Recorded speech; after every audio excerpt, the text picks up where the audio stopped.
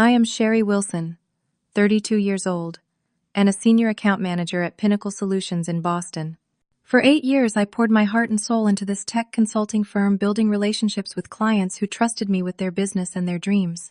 But over the past few months, my boss Richard had become increasingly hostile, cutting me out and undermining my work at every turn. When his email arrived with "all comms through, HR now" in bold capital letters, something inside me snapped. What Richard never understood was that sometimes following orders to the letter can be the perfect revenge. If you are watching this from your office cubicle, planning your escape from corporate drama, hit like and subscribe. Trust me, what happened in our emergency boardroom will make your workplace politics look like child's play. Pinnacle Solutions was not for the faint of heart. Our office occupied 3 floors of a gleaming downtown Boston high-rise with floor-to-ceiling windows showcasing panoramic views of the harbor, but nobody had time to enjoy the view. We were all too busy trying to climb the corporate ladder, stepping on fingers if necessary. I started as an entry-level coordinator fresh out of college with my business degree. While other new hires complained about the 60-hour weeks and cutthroat atmosphere, I thrived on the challenge. Within 2 years, I had been promoted twice. By year 5, I was managing my own portfolio of clients. Now, as a senior account manager, I had earned the respect of both colleagues and clients through consistent results and innovative strategies. While most colleagues respected me, Richard Baker, my direct boss and VP of Client Services, was a different story.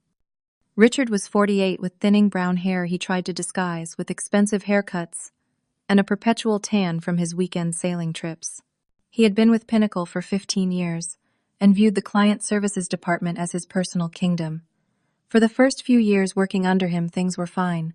He recognized my work ethic and gave me increasing responsibility.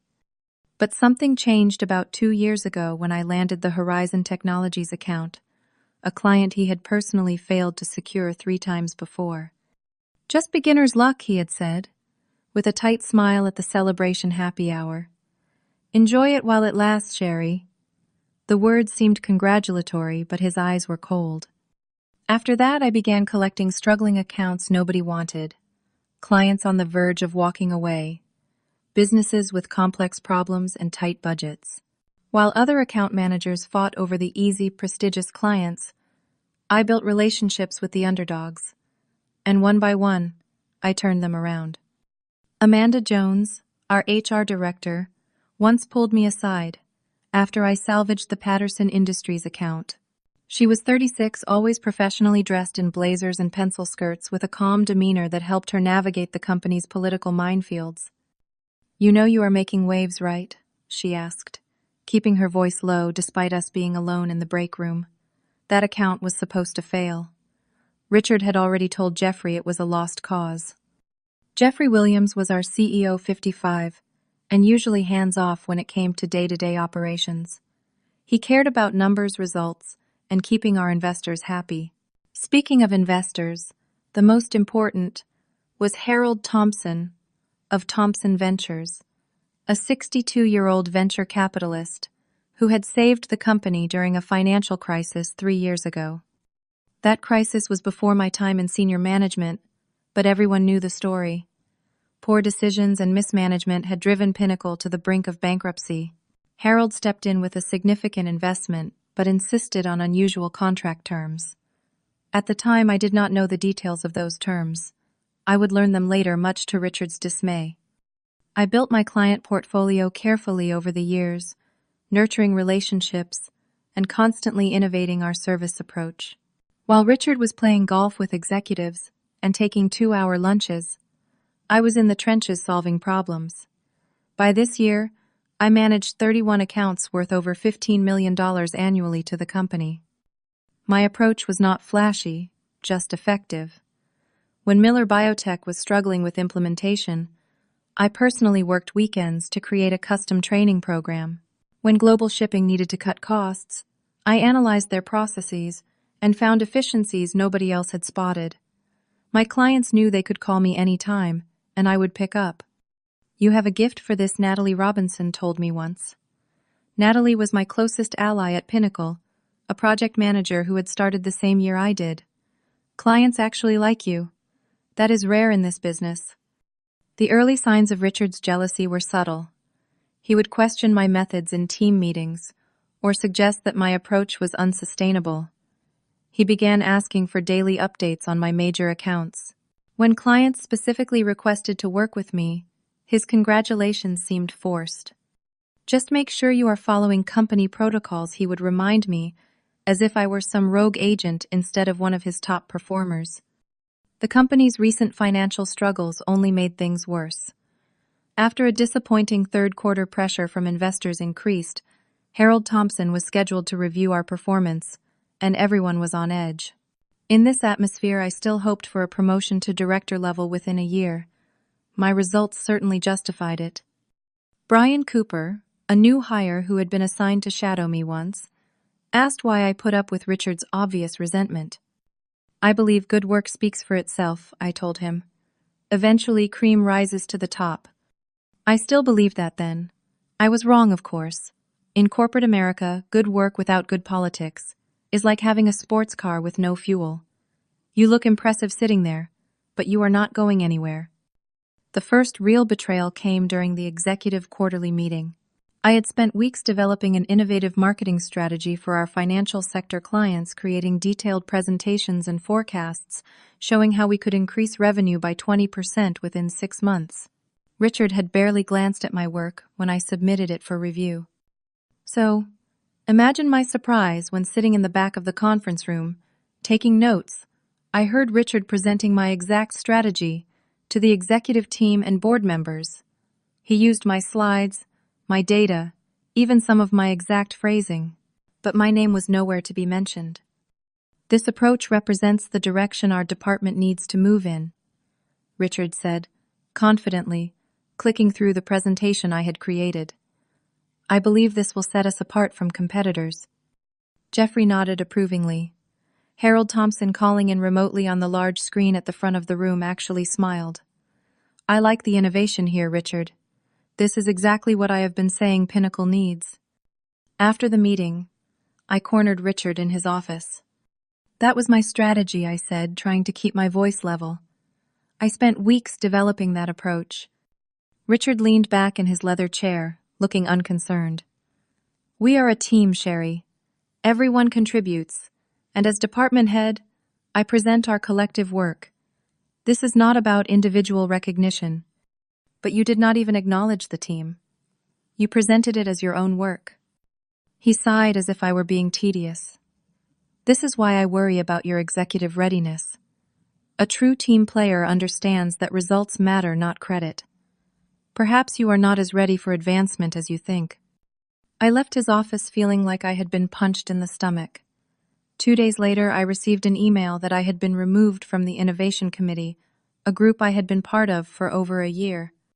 The situation worsened when Charles Dempsey, CEO of Summit Financial and one of my biggest clients, specifically praised my work during a meeting with Jeffrey. I had helped Summit navigate a complex system integration that saved them millions. Sherry is the reason we renewed our contract, Charles said. Her dedication is unmatched in this industry. I noticed Richard's jaw tightening, his fingers gripping his pen so hard I thought it might snap.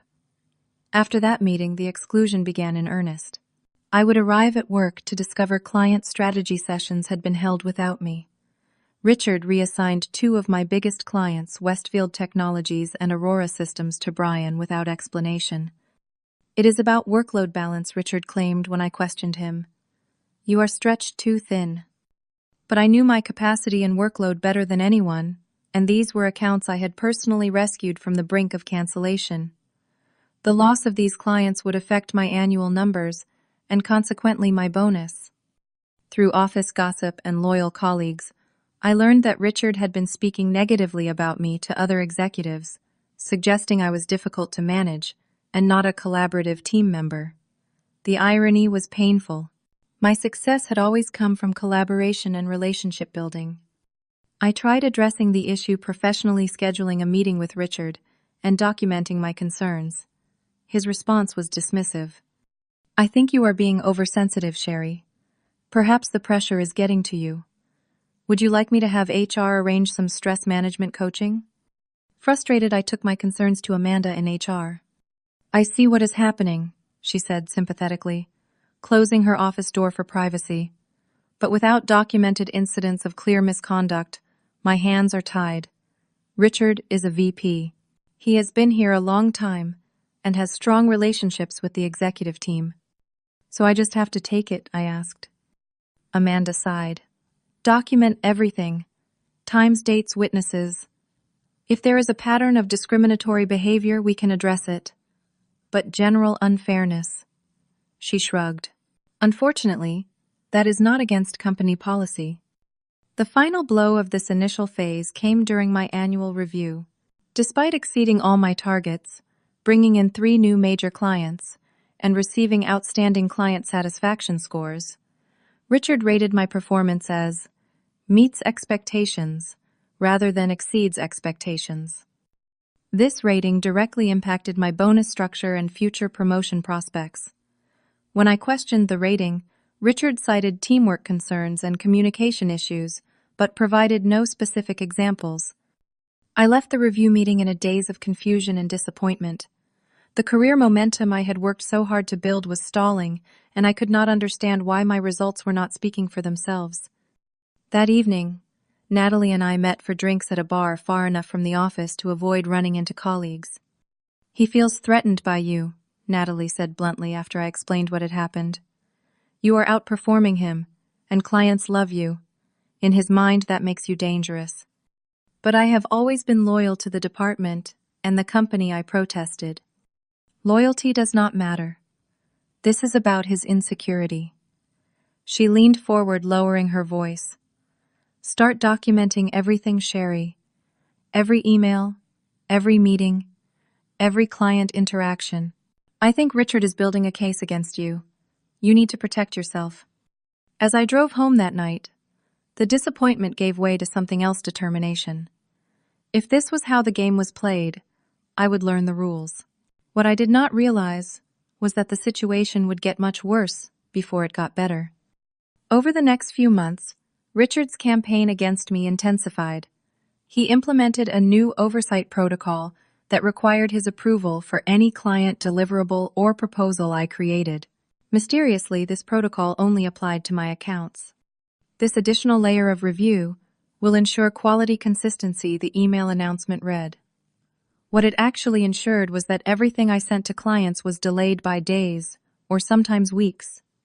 When Lincoln Medical, a healthcare client I had worked with for 3 years, expressed frustration about delays, Richard suggested they might be better served by a different account manager. "I do not understand what is happening," said Deborah Lewis, their procurement director, when she called me directly. "We have always had such a smooth working relationship, and now everything takes 3 times as long." "New company protocols," I explained weakly, unwilling to throw my boss under the bus despite his behavior. In team meetings, Richard began openly criticizing my approaches. "Sherry's strategy for the Artemis project lacks forward thinking," he would say, despite having approved that very strategy 2 weeks earlier. Or, "The numbers Sherry presented need verification," implying my data could not be trusted. The passive-aggressive emails multiplied. "Just following up on our conversation about client expectations. I am not sure you fully grasp the importance of our approach." Or, "Reminder that all client meetings should include a senior team member, as your judgment in the Westlake situation raised concerns." The Westlake situation he referred to was actually a success story where I had salvaged a failing project, but Richard had reframed it as a crisis I had barely managed to contain. My breaking point came when I discovered Richard had been meeting privately with my clients. Patricia Morgan, my contact at North Star Industries, mentioned it casually during our weekly call. "Richard explained the new pricing structure to us last week," she said. My heart skipped. "Richard met with you. I was not aware of this meeting." There was an awkward pause. "Yes," he said, "it was standard procedure for VPs to check in with major accounts. I assumed you knew." I had not known, and it was definitely not standard procedure. After hanging up, I learned Richard had met with at least 7 of my other clients without informing me. He was systematically inserting himself between me and the relationships I had carefully built. The situation came to a head when Global Tech, one of my largest accounts worth over $2 million annually, was approaching contract renewal. Richard suddenly insisted on personally reviewing the renewal terms. "I think we need to increase their rates by 15%, he declared, though we had previously agreed on a more modest 5% increase based on my knowledge of their budget constraints. "They will walk away at 15%, I argued. "They have been very clear about their budget limitations this year." Richard dismissed my concerns. "If they value our services, they will pay market rates." When the Global Tech representatives predictably balked at the increased pricing, Richard blamed my poor communication of our value proposition. I spent the next 2 weeks working late every night, creating custom analyses and identifying additional service efficiencies to save the account. Against all odds, I managed to secure a renewed contract with a 7% increase, a win, given the circumstances. Rather than recognition for saving a $2 million account, I received an email from Richard questioning why I had gone around established channels to offer unauthorized concessions. That night I stayed late at the office, my desk lamp, the only light on the entire floor. I created a spreadsheet documenting every incident with Richard over the past year, dates, descriptions, witnesses, and impact on clients or company. The pattern was undeniable when laid out chronologically. I also began forwarding important emails to my personal account, saving meeting recordings, and keeping detailed notes of all client interactions. Natalie had been right. I needed protection. The stress began affecting my health. I developed insomnia, often lying awake, replaying confrontations with Richard, or imagining worst-case scenarios. I started getting tension headaches and found myself withdrawing from friends and family, too exhausted to maintain my personal relationships. "You need to consider looking for another job," my sister suggested during one of our rare phone calls. "No position is worth this level of stress." She was right, but I felt trapped. I had invested 8 years in building my client portfolio. The thought of abandoning my clients to Richard's mismanagement felt like a betrayal. And in truth, part of me was not ready to give him the satisfaction of driving me out. "Just a bit longer," I told myself. "Things will either improve or I will find an exit strategy that does not burn bridges." Little did I know that the match to light those bridges was already in Richard's hand. The situation was about to explode in a way none of us could have anticipated. The pivotal moment came during a presentation to Quantum Dynamics, a potential client worth potentially $5 million annually. I had spent weeks preparing a comprehensive proposal tailored to their specific needs, collaborating with our technical team to ensure we could deliver on every promise. The night before the presentation, I had finalized my slides and saved them to the shared drive, as required by company protocol. I arrived at the meeting room early to set up, quickly reviewing my presentation before the clients arrived. My stomach dropped as I clicked through the slides. Key sections had been altered. My carefully calculated ROI projections had been inflated by nearly 30%. Service deliverables I knew our team could not realistically provide had been added. The customized implementation timeline had been shortened by 2 months, making it practically impossible. Before I could make any changes, the Quantum team arrived along with Richard and Jeffrey. With no option but to proceed, I gave the presentation internally, cringing at the misleading information. During the Q&A session, Lawrence Bennett, Quantum's CTO, raised concerns about the timeline. "These implementation milestones seem very aggressive based on our infrastructure," he noted, frowning at the slide. "Your initial assessment suggested a much longer integration period." I felt sweat forming on my forehead. "You are absolutely right, Lawrence. The original timeline was—" "What Sherry means," Richard interrupted smoothly, "is that we have recently enhanced our implementation capabilities. The timeline is ambitious but achievable." Lawrence did not look convinced, and several other Quantum executives exchanged glances. After the meeting, I confronted Richard in the hallway. "You changed my presentation without telling me. You set me up to fail in there." His expression was cold. "I improved your presentation. Your numbers were too conservative. Your timeline too cautious. We need to show confidence to win accounts of this caliber. But we cannot deliver what you promised.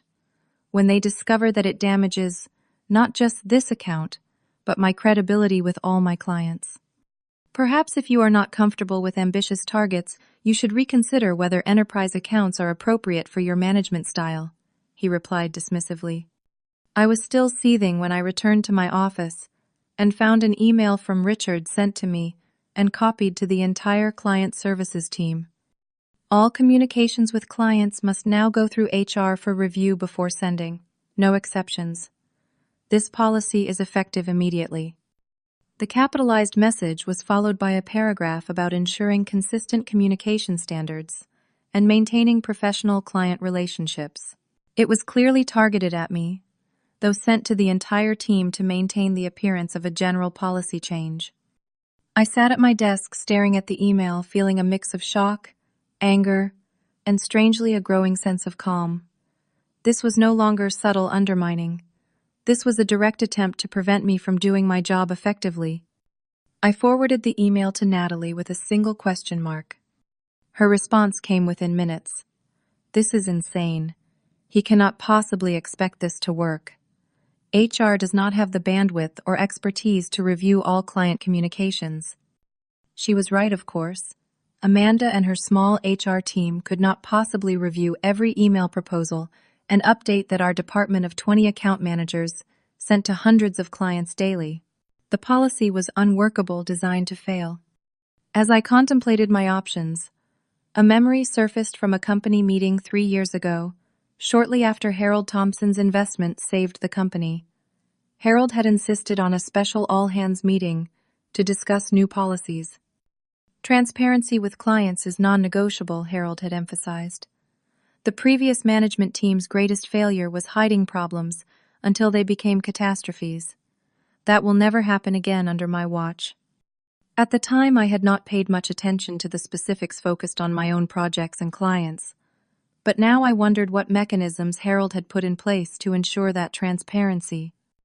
I called Natalie again. Do you remember anything about special contract terms when Thompson invested? Something about client transparency? Vaguely, she replied. I think there was something in the investor agreement. Angela in legal would know. Angela Fisher was a paralegal I had helped when she first joined the company. I found her in the legal department surrounded by stacks of contract binders. The Thompson investment terms, she repeated when I asked. Yes, there was an unusual clause. Harold called it the Investor Satisfaction Clause. It required full transparency with both clients and investors about any service issues or client dissatisfaction. Can you show me the exact wording? I asked. Angela hesitated. These documents are confidential, Sherry. I understand, but this is important. I would not ask if it were not. Perhaps she saw the desperation in my eyes, or perhaps she had heard rumors about how Richard was treating me. Whatever the reason, she pulled a thick binder from her shelf and flipped to a tabbed section. Section 17.3, she said, pointing to a paragraph. It stipulates that any client complaints, service issues, or terminations must be reported to the lead investor within 24 hours. Failure to disclose such information constitutes a material breach of the investment agreement. And what happens in case of a breach? I asked. The investor can pull their funding with no penalties and retain first position lien on all company assets. She looked up at me. It would effectively end the company. I thanked Angela and returned to my office, a plan forming in my mind. Richard wanted all client communications to go through HR fine. I would comply with his directive to the letter. That night, I discovered something else. Richard had been hiding client complaints from the executive team. I found this out accidentally while searching for a previous proposal in the shared drive. There was a folder labeled Client Issues, Internal Only, that contained dozens of emails and reports documenting client dissatisfaction, service failures, and threats to terminate contracts. None of these had been reported up the chain or to investors as required. I stayed late reviewing all 31 of my client accounts carefully. At least 15 had expressed some form of dissatisfaction in recent months, largely due to the new bureaucratic processes Richard had implemented. 5 had specifically mentioned considering other vendors if issues were not resolved. The next morning, I arrived at work early, dressed in my most professional outfit, a charcoal gray suit, crisp white blouse, and the pearl necklace my grandmother had given me for graduation. I felt strangely calm as I prepared to follow Richard's instructions exactly as given. At 8:30 sharp, I began drafting client termination notices for all 31 of my accounts. The first termination notice went to Albany Systems, a loyal client for over 4 years. Dear Thomas, I wrote to their CIO. Due to changes in Pinnacle's management protocols, I regret to inform you that we will be terminating our service agreement effective 30 days from this notice. As per your contract section 12.1, this communication serves as official notification. All further communications regarding this matter must be directed to our Human Resources Department at hr@pinnaclesolutions.com. I copied Amanda from HR as Richard had instructed and pressed send. One by one, I repeated this process for each of my 31 clients, adjusting the notice period according to their specific contract terms. For some, it was 30 days, for others, 60 or 90. For each notice, I used formal professional language, cited the relevant contract clauses, and directed all questions to HR. And each one was copied to Amanda Jones, exactly as Richard had mandated. By 9:15, I had sent all 31 termination notices. I sat back in my chair, took a deep breath, and waited. The first response came at 9:22. Amanda burst into my office, her face pale. Sherry, what are you doing? I have already received 12 emails from clients, asking why their contracts are being terminated. I maintained a calm expression. I am following the new protocol Richard implemented yesterday. All client communications must go through HR for review. But these are termination notices. You cannot just terminate 31 client relationships without authorization. I pulled up Richard's email on my screen and turned the monitor toward her. The directive does not specify which communications require review.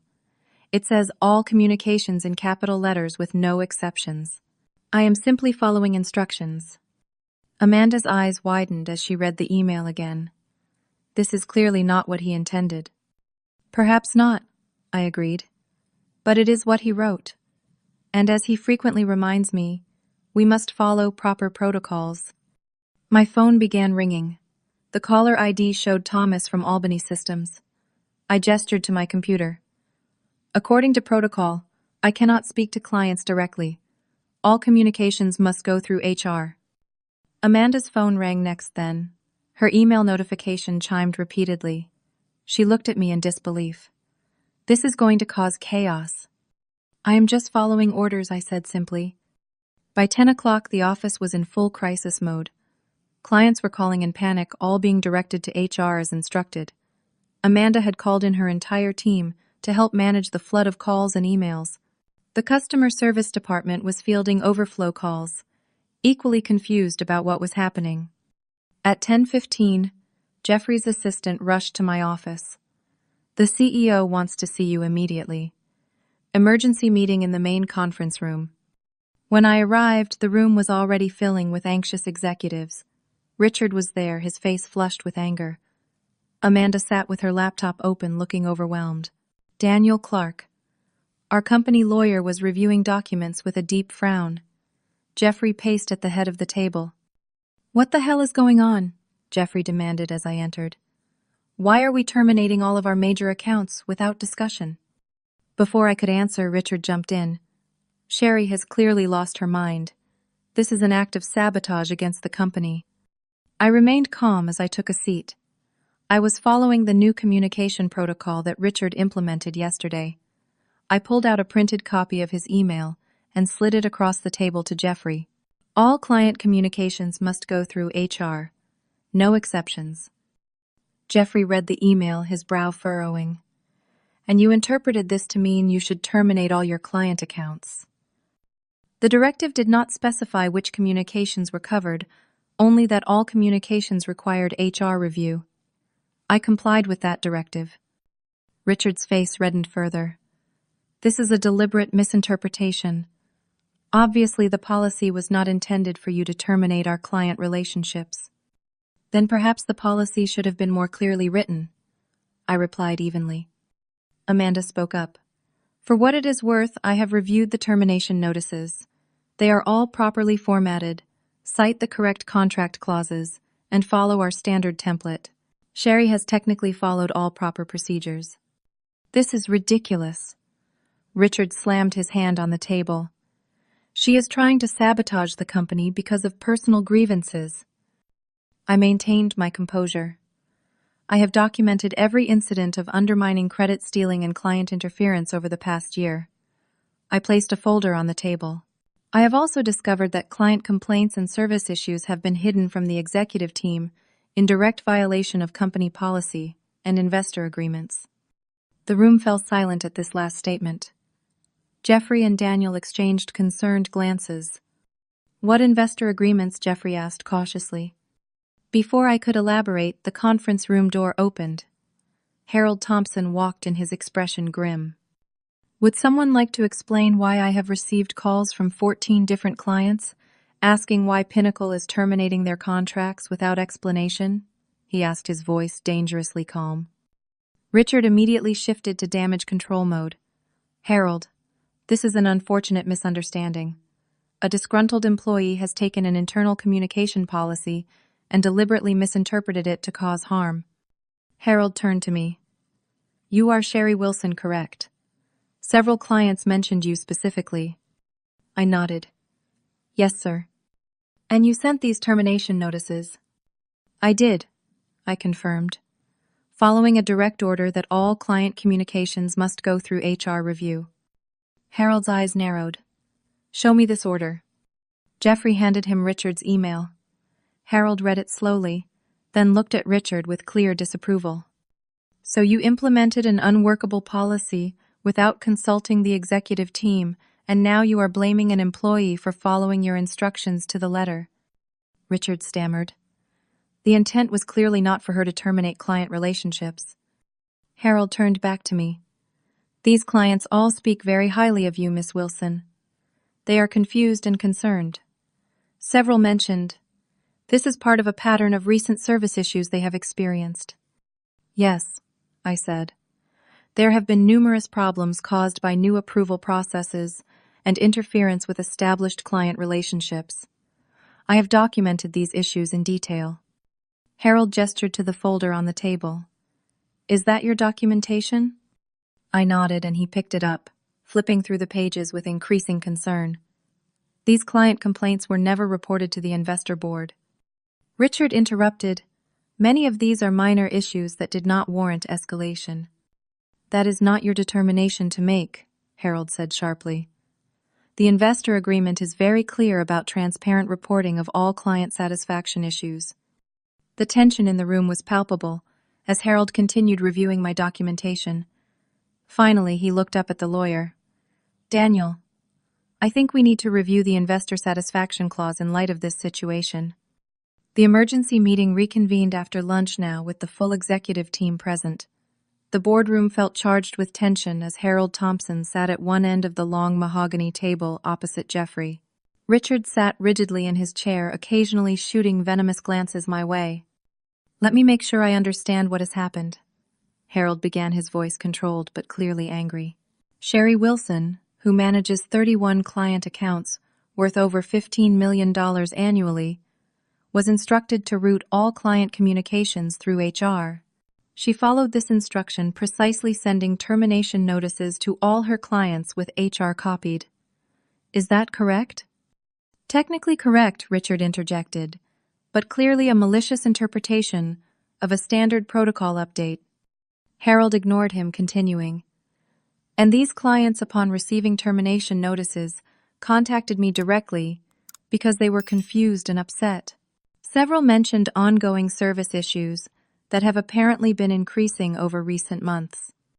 Minor growing pains, Richard insisted. Nothing that warranted investor notification. Harold's expression hardened. Miss Wilson has provided extensive documentation suggesting otherwise. He gestured to my folder, which now sat open in front of him.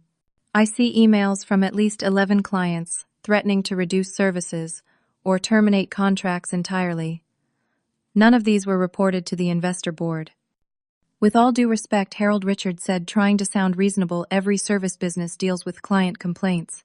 We handle these at the department level unless they represent material risks to the business. Harold leaned forward. And who determines what constitutes a material risk? As VP of Client Services, that would fall under my judgment, Richard replied. Actually, Harold countered, the investor agreement specifically defines material client dissatisfaction and requires reporting of all such instances within 24 hours. He turned to Daniel, our company lawyer. Would you please read Section 17.3 of our investment agreement? Daniel cleared his throat nervously, pulling up the document on his laptop. Section 17.3 states, company shall notify lead investor within 24 hours of any client communication indicating dissatisfaction with services, potential reduction of services or potential contract termination. Such notifications shall include the full client communication and management's response plan. Failure to provide such notification shall constitute a material breach of this agreement. Harold nodded. And what constitutes a material breach, Daniel? Daniel swallowed visibly. A material breach grants the lead investor the right to withdraw all funding with no penalties and maintain first position lien on all company assets. The room went completely silent. Harold slowly slid the investor agreement across the table to Daniel. The lawyer's eyes went wide as he reviewed the document more carefully.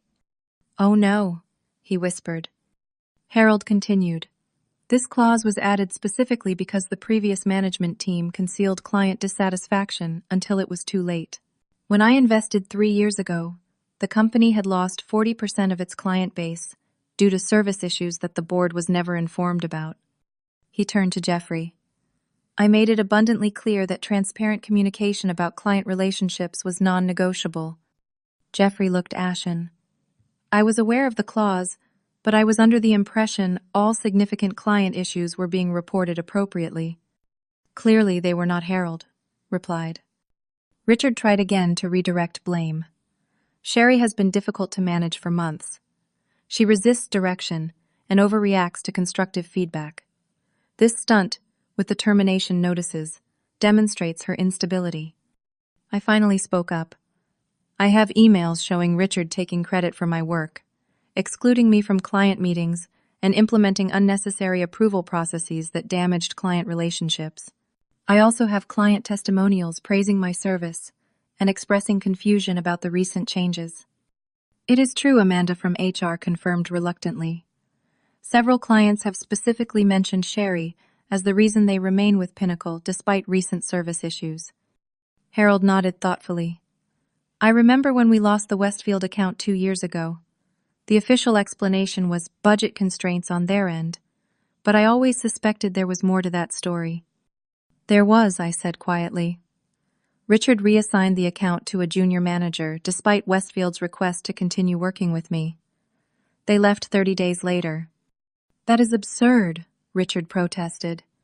Westfield made internal changes that made our services redundant. The confrontation was interrupted by a phone call. Harold's mobile rang, and he checked the screen. It is Elizabeth Carter from Meridian Technologies, one of our top 5 accounts. I am going to take this on speaker if nobody objects. Before anyone could respond, he answered and put the phone on the table. Elizabeth, this is Harold Thompson. I have you on speaker with the executive team at Pinnacle. Harold, I am glad I reached you. Elizabeth's voice came through clearly. I am trying to understand what is happening at Pinnacle.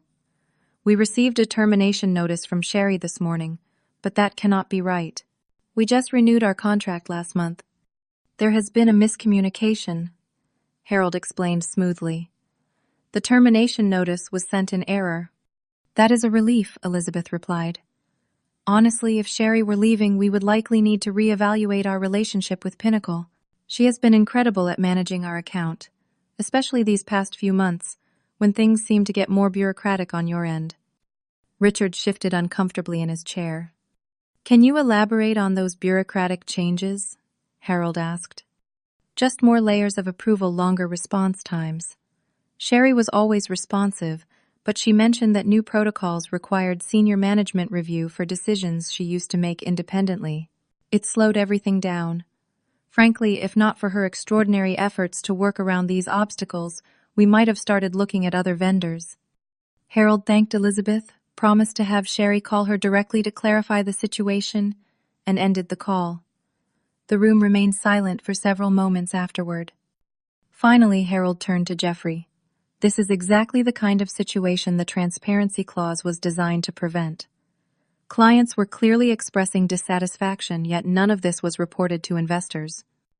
Richard tried one last desperate tactic. Sherry has been selectively presenting information to make me look bad. This is a calculated attempt to undermine my authority after I gave her a mediocre performance review. A mediocre review? Harold raised an eyebrow. For an employee managing $15 million, in accounts with glowing client testimonials. There were other factors, Richard insisted. Teamwork concerns, communication issues. Let me be clear, Harold said, his voice now steely. Based on what I have seen today, Pinnacle is technically in breach of our investment agreement. I could pull my funding immediately. Jeffrey paled. Harold, please. This is clearly a misunderstanding and breakdown in communication protocols. We can fix this. Harold nodded slowly. Yes, we can. But it will require significant changes. He looked directly at Richard, starting with client services leadership. The implication was unmistakable. Richard's face flushed deep red. You cannot be serious. I have been with this company for 15 years. You are taking the word of a manipulative employee over a proven executive. I am taking the word of 14 clients who called me personally today, along with well-documented evidence of systematic issues, Harold replied calmly. The investor satisfaction clause exists precisely to prevent this type of situation. Client relationships are Pinnacle's most valuable asset, and they have been mismanaged under your leadership. Jeffrey finally took control of the meeting. Richard, I think we need to continue this discussion privately. Can you step outside with me for a moment? As they left, the remaining executives sat in uncomfortable silence. Amanda gave me a small, sympathetic smile. Daniel continued reviewing the investor agreement with a worried expression. Harold moved to sit beside me. Your clients think very highly of you, Miss Wilson. That means something to me as an investor. Thank you, I replied simply. 15 minutes later, Jeffrey returned alone. His expression was grim, but resolved. Richard will be transitioning out of the company effective immediately, he announced. Sherry, I would like you to step in as interim director of client services while we assess the department's needs. I felt a strange mix of vindication and sadness. I had not wanted Richard's career to end only for the undermining to stop, but his actions had brought these consequences upon himself. We have significant damage control to do with clients, Jeffrey continued. Sherry, please work with Amanda to create a communication plan explaining the situation. I want personal calls to all affected clients by end of day. As the meeting adjourned, Harold stopped me at the door. You showed remarkable composure through this situation. Not many people would have maintained their professionalism while being undermined. I just followed the protocols exactly as written, I replied. A small smile touched his lips. Sometimes the best way to expose a bad system is to follow it perfectly. Remember that as you rebuild this department. The days following Richard's departure were intense but productive. I worked closely with Amanda to craft transparent communications for all clients, explaining that there had been an internal miscommunication and that their contracts remained in good standing. We decided against mentioning Richard, specifically focusing instead on our commitment to improved service moving forward. We value your business and apologize for any confusion, I told Thomas from Albany Systems during our first reconciliation call. I will be serving as your direct contact going forward, with no additional approval layers. That is a relief, Thomas replied. Those termination notices gave us quite a scare, but honestly, if it means we get back to the responsive service we had originally, I am all for the change. Similar conversations followed with each client. While a few expressed lingering concerns, all 31 ultimately agreed to continue their relationships with Pinnacle. Some even expanded their contracts once I was able to implement more efficient service processes. 2 weeks after the boardroom confrontation, Jeffrey made my promotion official. I was now Director of Client Services, with a substantial salary increase and a seat at the executive table. My first official act was to reorganize the department, eliminating unnecessary approval layers and empowering account managers to make decisions within their areas of expertise. I also worked with Amanda to create a transparent client communication system with all feedback, whether positive or negative, shared openly with the executive team and investor board. Harold was particularly supportive of this initiative. This is exactly what I envisioned when I added that clause to the investment agreement he told me during one of our weekly update calls. Transparent communication allows us to address issues before they become crises. With Harold's continued support and investment, Pinnacle's financial situation stabilized. My promotion speech to the client services team emphasized our new approach. Our success depends entirely on our clients' success, I told the assembled account managers. No political games, no hiding problems, no bureaucratic obstacles to good service. We succeed together, or not at all. The team responded enthusiastically, especially those who had also struggled under Richard's leadership. Natalie gave me a knowing smile from the back of the room. She had recently accepted a promotion to lead our project management office, a well-deserved advancement. Brian, the junior account manager, who had once asked why I tolerated Richard's behavior, approached me after the meeting. "I learned a valuable lesson from watching you," he said. "Document everything, follow the rules exactly, and let the results speak for themselves." I smiled. Just remember that leadership is about lifting others up, not tearing them down. Richard's biggest mistake was seeing talented team members as threats instead of assets. Rebuilding trust within the team took time. Some had been loyal to Richard and viewed his departure with suspicion. Others had witnessed his undermining tactics and feared similar treatment from new leadership. I made a point of recognizing team members' contributions, publicly sharing credit generously, and creating opportunities for advancement based on clear objective criteria. Despite the professional victory, I struggled with conflicting emotions. There was satisfaction in being vindicated, but also guilt about Richard's fate. According to industry gossip, he was having difficulty finding equivalent work, his reputation tarnished by his abrupt departure from Pinnacle. "You should not feel responsible," Natalie insisted during one of our lunch discussions. "He made his choices. You just exposed them." I know, I agreed, but I never wanted his career destroyed. I just wanted fair treatment. "That is what makes you different from him," she pointed out. "He would have celebrated your downfall. You feel compassion for his."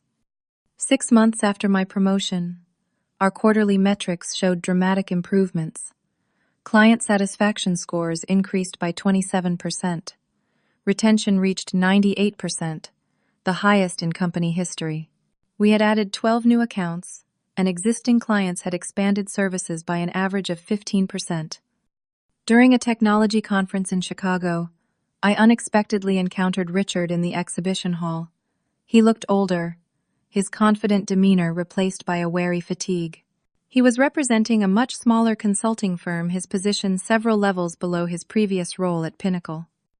Our eyes met briefly across the crowded space. I nodded politely, and after a moment's hesitation, he returned the gesture before turning away. That small interaction gave me unexpected closure. We had both moved on, albeit in different directions. Back at Pinnacle, I initiated a mentoring program, specifically designed to help women navigate corporate politics. The program paired junior team members with senior leaders across departments, creating networks of support and guidance. Corporate America can be especially challenging for women, I explained during the program launch. Having allies and mentors who understand these dynamics is invaluable. The program quickly became one of our most popular initiatives, with participants reporting greater job satisfaction and clearer career advancement paths. During our annual review with Harold and the investor board, I presented our department's impressive results. Harold nodded approvingly as I concluded my presentation. The transformation in client services has exceeded our expectations, he said. Your leadership has proven that transparency and empowerment create better results than fear and control. As I returned to my office that evening, I reflected on everything that had happened. Richard's attempt to restrict my communication had backfired spectacularly, ultimately giving me a platform to implement positive change throughout the organization. The experience had taught me valuable lessons about corporate politics, documentation, and the power of following rules to the letter when those rules are fundamentally flawed. But more importantly, it had shaped my leadership philosophy. Success is not a zero-sum game, and lifting others up creates more opportunities for everyone. I now have a framed quote on my office wall. Success is not just about climbing the ladder, it is about building a ladder that others can climb with you. That philosophy has served me well as director and will continue to guide me as I navigate future challenges. Sometimes the perfect revenge is not getting even, but getting better. And sometimes malicious compliance is the most effective way to expose a broken system. What is your experience with difficult bosses? Have you ever been in a situation where following the rules exactly exposed problems in the system? Share your story in the comments below. And if this tale of corporate intrigue taught you something valuable, please like, subscribe, and share with anyone navigating workplace politics. Remember, documentation is your best friend in any professional environment.